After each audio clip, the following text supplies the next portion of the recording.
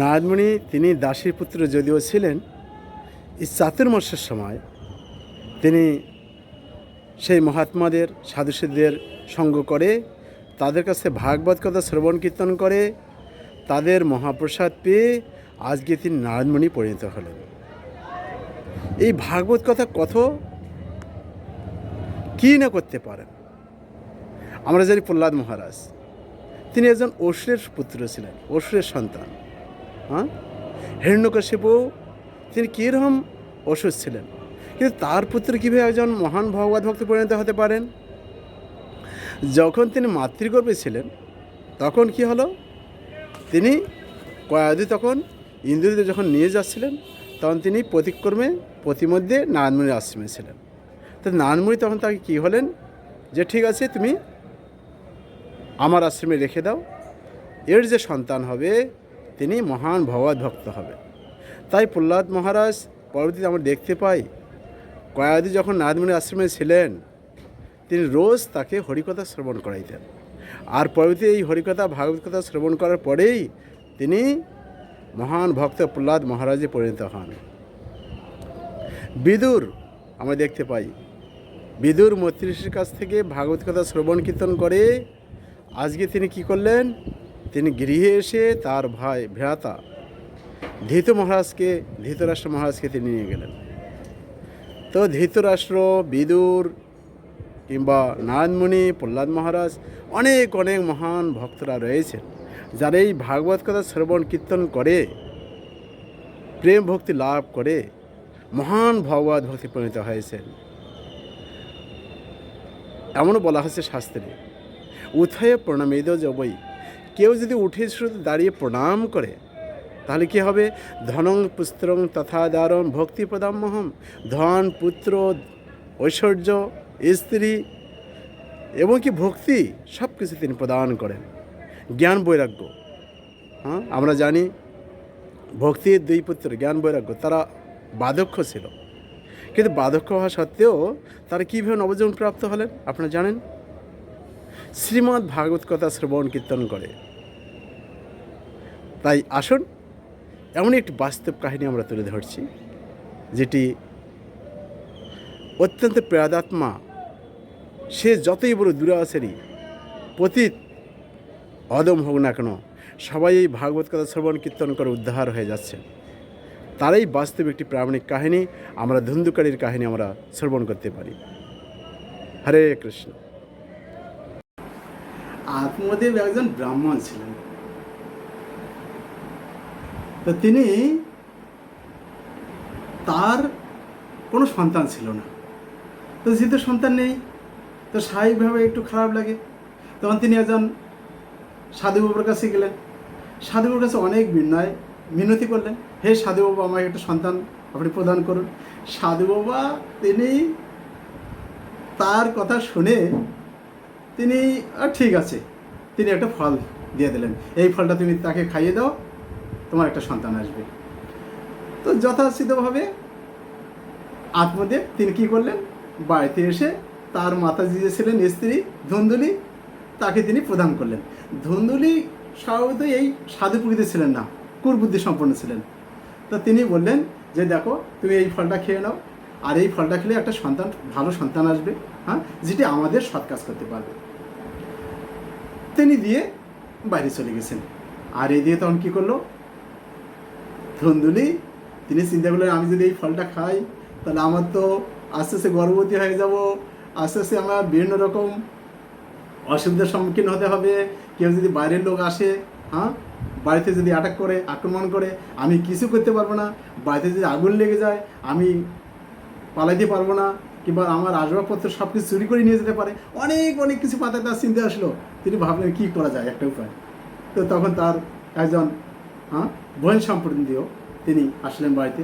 তাকে তিনি বললেন যে দেখো বোন, এরকম যে একটা ফল দিয়েছে, এটা খেলে নাকি আমার বাচ্চা হবে, আমি চাই না এরকম এত একটা ভারী হবে, আমি হাঁটতে পারবো না, বেশি কিছু করতে পারবো না, সব কিছু চুরি হয়ে যাবে। তো তখন বোন বললেন যে এক কাজ করো, আমি তো এখন গর্ভবতী আছি, তুমি তাহলে একটা কোনো কিছু কাপড় টাপড় দিয়ে একটু জড়িয়ে দেখাও কমপক্ষে তোমার স্বামীকে যে আমার এরকম আমি গর্ভবতী হয়েছি। তো কিছুদিন পরে যখন আমার বাচ্চা হয়ে যাবে তখন তোমাকে সেটি দিয়ে দেবো, আর আমি বলবো যে আমার এটা গর্ভটা নষ্ট হয়ে গেছে, আর তুমি বলবে যে হ্যাঁ আমার বাচ্চা হয়েছে। তো কথা মতো কাজ কিছুদিন হয়ে যাওয়ার পরে যখন তার বাচ্চা হয়ে গেল তখন তিনি বললেন এদিকে তাকে প্রদান করবেন। আর বোন তখন তাকে একটা উপদেশ দিয়েছিলেন যে তুমি যে ফলটা কাজ করো, তোমার বাড়িতে যে গোমাতা আছে গোমাতাকে খাইয়ে দাও, ঠিক আছে, এই ফলটা, আর আমি আমার বাচ্চাটাকে তোমাকে দিয়ে দেবো, তুমি বলবে যে আমার সন্তান হয়েছে, দুটাই এজাজ থাকবে। তো ধুন্দুলি কী করলো, ফলটাকে একটা গাভী মাতাকে খাইয়ে দিল। গাভী মাতার কিছুদিন পরে একটা বাচ্চা প্রসব হলো। তো যখন বাছুরটি দিল তখন তার কী রকম হলো, সম্পূর্ণটাই হচ্ছে মানুষের মতো, কানটা হচ্ছে গরুর মতো, হ্যাঁ লম্বা। তো তখন তার নামটা দেওয়া কী হলো, যে অদ্ভুত, এত সুন্দর, অত্যন্ত বুদ্ধিমত্তা, তখন তার নাম দেওয়া হলো গোকর্ণ। আর এইদিকে যে তার এই ধুন্দুলির যে বোনের যে বাচ্চা হয়েছিল সেই বাচ্চাটা তখন তাকে প্রদান করলেন, এবং ওই বাচ্চাটার নাম দিল কি, ধুন্দুলি, অর্থাৎ ধুন্দুকারী। ধুন্দুলি যেহেতু তার বাচ্চাটি নয়, বোন থেকে প্রাপ্ত হওয়া, এই জন্য তার নামটা দিল ধুন্দুকারী। ধুন্দুকারী আর ধুন্দুলি দুজনেই হচ্ছে কুড় স্বভাবের, হ্যাঁ, অত্যন্ত তাদের সৎ মনোভাব ছিল না। তা আস্তে আস্তে ধুন্দুকারী বড় হতে থাকলো। তিনি এত অত্যাচার করা শুরু করলো, যখনই কোনো ছেলে মেয়ে দেখবে, বাচ্চাদের দেখবে, তখন তাদেরকে তাড়া করে তাদেরকে ধরে কূপের মধ্যে ফেলিয়ে দেবে। বিভিন্ন রকমভাবে অত্যাচার করা শুরু করলো। আস্তে আস্তে তারা চুরি, গুন্ডামি, বদমাশি, বিভিন্ন কিছু কাজ করা শুরু করলো। এইদিকে গোকর্ণ দেখলো যে বাড়ির অবস্থা ভালো না, বাবাকে বলল, অর্থাৎ আত্মদেবকে বলল যে তুমি এক কাজ করো, বাড়িতে যেতে এরকম হচ্ছে, তুমি বৈরাগ্য হয়ে তুমি বনে চলে যাও, তোমাকে আর বাড়িতে থাকতে হবে না। তার কথা মতো, ছেলের কথা মতো তিনি কী করলেন, ছেলে মানে গোকর্ণের কথা মতো তিনি তখন বাড়ি থেকে চলে গেলেন, আর এদিকে আত্মদেবও চলে গেলেন। আর এইদিকে তখন কি করলেন, ধুন্দুকারী অনেক বেশ কয়েকজন বেশ্যাকে বাড়িতে নিয়ে আসলেন, বিভিন্ন রকম চুরি, বদমাশি, গুন্ডামি, বিভিন্ন কিছু পাপ কার্য করতে শুরু করলেন। আস্তে আস্তে এই বেশ্যা কয়েকজন যে ছিল, বেশ্যা তখন তাকে বললো, হায় এ যে এত রকম পাপ কাজ করে টাকা পয়সা অর্থ নিয়ে আসছে, যদি এরা একদিন ধরা পড়ে তাহলে আমাদের অবস্থা কী হবে, এক কাজ করি, সবাই মিলেমিশে ধুন্দুকারীকে বেঁধে তাকে কূপের মধ্যে ফেলে দিয়ে আমরা এখান থেকে পালিয়ে যাই। তো ধুন্দুকারীকে ফেলিয়ে দিয়ে তারা তাদের অর্থ সম্পদ নিয়ে সব কিছু নিয়ে তারা পালিয়ে গেল। ধুন্দুকারী পরবর্তীতে একজন প্রেত, অর্থাৎ ভূত প্রেত হয়ে গেল। হ্যাঁ, তার কোনো সদ্গতি হলো না। একদিন ঘটনাক্রমে গোকর্ণ ওই বাড়িতে ঘুরতে ঘুরতে যে চলো একটু বাড়িতে দেখিয়ে আসি, বাড়িতে এসেছে। বাড়িতে এসে যখন শুয়ে আসি দেখছি বিভিন্ন রকম শব্দ হচ্ছে, চিৎকার হচ্ছে। তখন তিনি বললেন, আরে তুমি কে, তুমি এরকম করছো কেন? তখন তিনি পরিচয় দিলেন, আমি হচ্ছি ধুন্দুকারী, তোমার ভাই। আমি এই ধরনের খুবই বদমাশি ছিলাম ভাই, আমার আত্মার কোনো কল্যাণ হয়নি, আমি এখন অপদেবতা, অপমৃত্যু হয়েছি, আমি এখন ভূত হয়েছি, তুমি এখন আমার সদ্গতি করো, আমার এখান থেকে এই ভূত শরীর থেকে আমাকে মুক্তি প্রদান করো। তো তখন তিনি বললেন, ঠিক আছে, তাহলে আমি ব্যবস্থা করছি, যেহেতু সে যতই বদমাশ হোক না সে তো ভাই। তো তিনি বিভিন্ন রকম তীর্থ পর্যটন, অনেক কিছু সাধু সন্তের সঙ্গ, অনেক কিছু করলেন, কিন্তু তার কোনো কল্যাণ হলো না। তিনি বললেন, ধুন্দুকারী আবার বললেন যে ভাই তুমি আমার একটা কিছু উপায় করো। বলছে, তোমার নামে তো আমি অনেক কিছু করলাম, যে না কোনো কিছুতেই তোমার কোনো কাজ হয়নি। তখন তিনি ধুন্দুকারীর জন্য কীভাবে মুক্তি হবে এই জন্য গোকর্ণ তিনি সূর্যদেবের আরাধনা করলেন। সূর্যদেব সন্তুষ্ট হয়ে তিনি বললেন, এক কাজ করো, তুমি ভাগবত সপ্তাহ পালন করো, ভাগবত সপ্তাহ হলেই এই আত্মার কল্যাণ হবে, সে মুক্তি পেয়ে যাবে। তখন তিনি কী করলেন, আত্মদেব তিনি একটা সভার আয়োজন করলেন, ভাগবত সপ্তাহ, অনেকে সবাই এসে গেছে ভাগবত কথা শোনার জন্য। আর একটি বাস সেখানে পুঁতে রাখা হলো।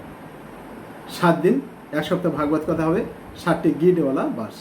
তো তিনি এই ধুন্দুকারী যে ভূতাত্মা ছিল তিনি সেখানে প্রবেশ করলেন নিচে, আর একদিন করে একটা করে ভাগবত কথা হচ্ছে, আর একটা করে গিট ফেটে সেখানে তিনি প্রবেশ করছেন। আস্তে 7 দিন ভাগবত কথা হলো। ভাগবত কথা শুনে আস্তে আস্তে কী হলো, তিনি 7 দিনের দিন অন্তিম দিন তিনি সবার আলোক্ষ্যে তিনি সেখান থেকে মুক্তি পেয়ে গেলেন। অপোজিটে গ্রামবাসীরা জিজ্ঞাসা করলো যে এত বড় একজন পাপী দূরে আসেনি, সে ভাগবত কথা শুনে সে মুক্তি হয়ে গেল, আর আমরা তো শ্রবণ করলে আমাদের কেন হলো না?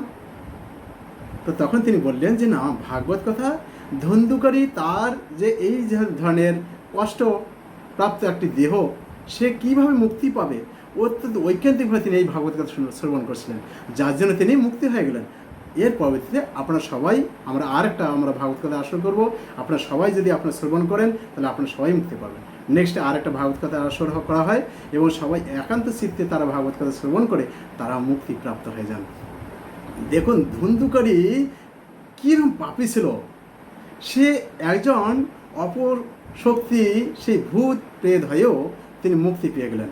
তাহলে আমরাও যদি ভাগবত কথা অত্যন্ত, এখানে ভাগবতের প্রথম স্কন্ধ 2য় অধ্যায়ে 17 থেকে পরপর কয়েকটা শ্লোক তুলে ধরছেন ভাগবত শ্রবণ করলে কী হবে।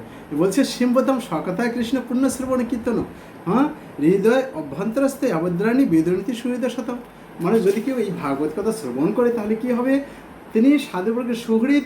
এই পবিত্র কথা শ্রবণ করলে তিনি কি হবেন, ভক্তের হৃদয়ের সমস্ত রকম ভোগ বাসনা তার বেদনীত হবে এবং নষ্ট প্রয়াস অবিদ্রেশ, অর্থাৎ সমস্ত রকম তার নষ্ট হবে। কি অভদ্রচিত যত কিছু আচরণ রয়েছে, তিনি সব কিছু কলুষতা রয়েছে, সমস্ত কিছু তিনি মুক্ত হয়ে তিনি কলুষমুক্ত হবেন।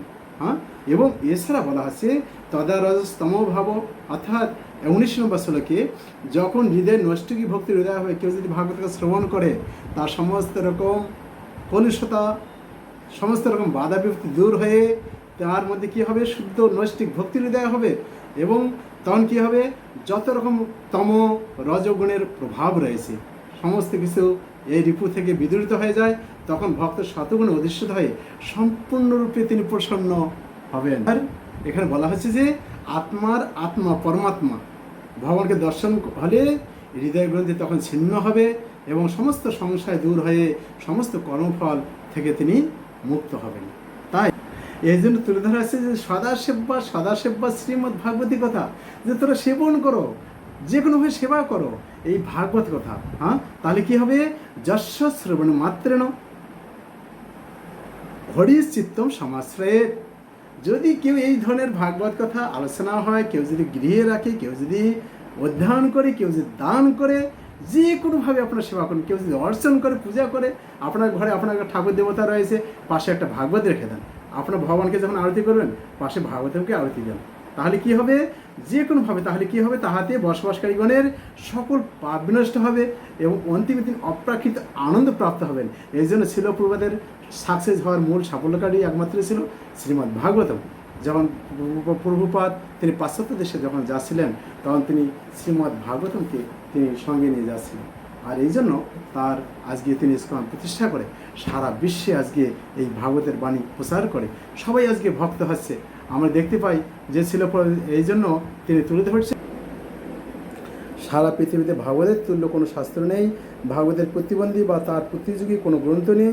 তার প্রতিটি শব্দ মানুষের মঙ্গলের জন্য, যেভাবেই হোক এই মূল্যবান গ্রন্থটি মানুষের কাছে পৌঁছাতে হবে, তাহলে সে পরম উপকৃত হবে। সেই জন্য আমরা গ্রন্থ বিতরণের উপর এত জোর প্রদান করি। ছিল প্রপাত ভাগবতম ক্লাস লজে তিনি দিয়েছেন। আর পরীক্ষিত মহারাজ এই জন্য তিনি এক সপ্তাহে এই ভাগবত কথা শ্রবণ করে তিনি ভগবত ধামে ফিরে গিয়েছিলেন। তাই আপনারা এই ভাগবত আপনারা সংগ্রহ করুন, ভাগবত দান করুন। আপনার এই অ্যাকাউন্টে পাঠিয়ে রিসিভ করে সেন্ড করতে পারেন এবং আপনার এই হোয়াটসঅ্যাপ নাম্বার এবং ফোন নাম্বারে আপনারা ফোন করতে পারেন, যোগাযোগ করতে পারেন। ধন্যবাদ সবাইকে। হরে কৃষ্ণ। তাহলে আমাদের একমাত্র কর্তব্য হচ্ছে, মহাপ্রভু বলে গেছেন যে ভারতীয় ভূমিতে হইল মনুষ্য জন্ম, যার জন্ম সার্থক করি কর পরোপকার। প্রকৃত পরোপকার কি? তাকে কিছু খেতে দেওয়া, কিছু টাকা পয়সা দেওয়া, না তাকে কিছু ট্রিটমেন্ট করা, এটি প্রকৃত নয়, কেননা সেটি তো আবার আসবে। এই জন্য প্রকৃত কল্যাণ হচ্ছে আমাদের পরম পিতা পরমেশ্বর ভগবান শ্রীকৃষ্ণের কাছে পুনরায় ফিরে যাওয়া। তাই আপনারা এই ভাগবতের কথা আপনারা নিজেরা শ্রবণ কীর্তন করবেন, নিজেরা সংগ্রহ করুন, অন্যদের উৎসাহিত করে আপনারা তারাও যাতে গৃহে এই ভগবত অর্থাৎ শ্রীমদ্ ভাগবতম এবং ভগবানকে ঘরে রাখতে পারেন, এই ধরনের সুযোগ করে দেবেন। আমাদের বিভিন্ন জায়গায় এই ভাগবত আমাদের দান করা হয়ে থাকে, বিভিন্ন রকম জেলে, স্কুলে, কলেজে, লাইব্রেরিতে, বিভিন্ন সাধুসঙ্গের মধ্যে। তা আপনারা এতেও অংশগ্রহণ করতে পারেন। অত্যন্ত মহান ভাগবতের দ্বাদশ স্কন্ধে 13 অধ্যায় 13 নম্বর শ্লোকে সেখানে তুলে ধরছেন। তা আপনারা নিজেরা অংশগ্রহণ করবেন, অন্যদেরকে উৎসাহিত করবেন। আর আমাদের অফিসিয়াল যে হোয়াটসঅ্যাপ নাম্বার 74070041 7407001111 এই নাম্বার আপনারা কন্ট্যাক্ট করবেন, মেসেজ করবেন। আপনাদের সবাইকে ধন্যবাদ সঙ্গে থাকার জন্য। হরে কৃষ্ণ।